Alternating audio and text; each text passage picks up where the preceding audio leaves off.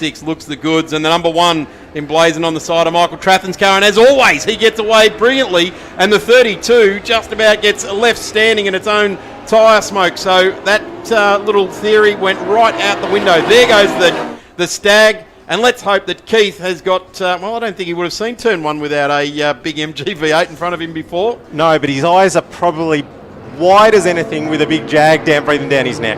Well, and as we look at that, it's the MG Midget that just absolutely blasted away. Car number 1, Michael Trathen, and all 1,310 cc's of them, count them, all 1,310, and he will feature as part of this top 3 or 4 cars right throughout this race and gets away. Have a look at this, a field just absolutely packed with beautiful race cars. Some of them being looked after a little bit more than others, and others being giving good racing abandon. Absolutely. David and Goliath with Mike Trathen, and how cool is it to see a car with rego plates holding the number 1 at a state race meeting? It almost harks back to club car days and things like that, doesn't it? So fantastic to see Mike Trathen out there. Drove so well.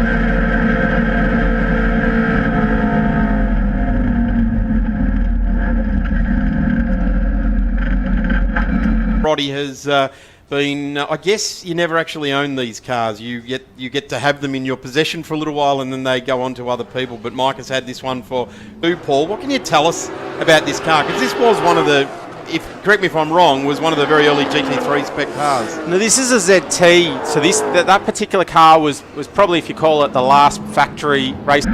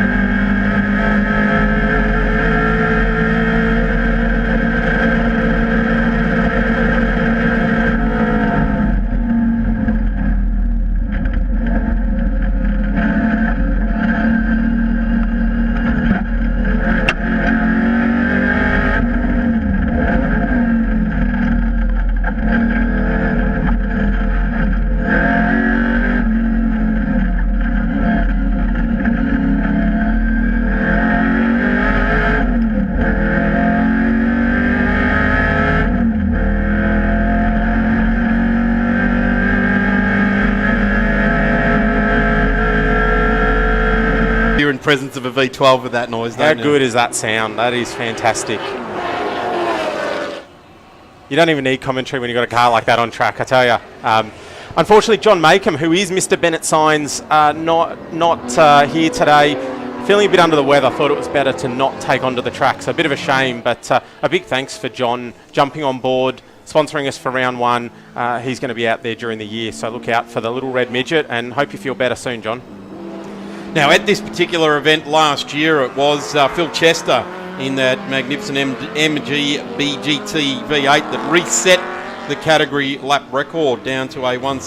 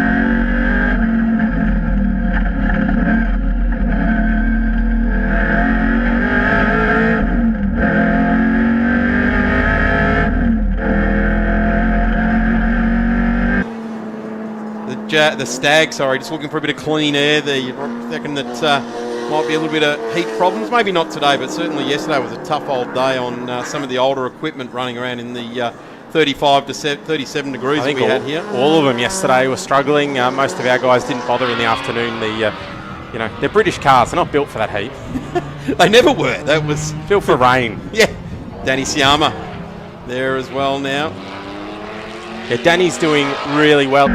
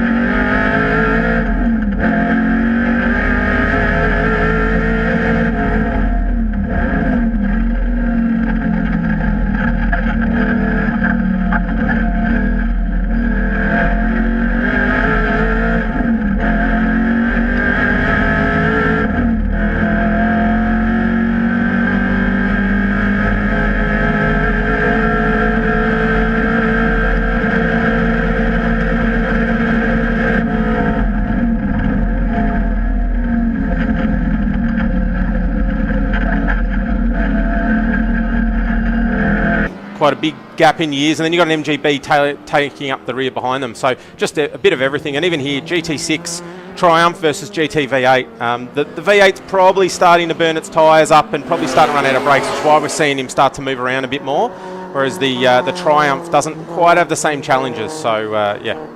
It's an absolute driven by passion, this sort of racing, isn't it, Paul? It's see a stag, and Keith is just a lovely bloke. And there's a Triumph pulling out now, the 92. Looks like Shirley St John Cox. Yeah, Shirley, the TR7, the V8 powered TR7 there, removing herself from competition. But yeah, this is absolute passion at motorsport at its finest, isn't it? It's walk into the garage and do some work on the car, and then spend the rest of the weekend polishing it to within an inch of its life. Absolutely. I think all motorsport has this, but we love the fact that we can get out and have a beer together. And most of the guys need it when you've been hustling an old British car around a warm Melbourne racetrack. They get pretty hot in some of these cars.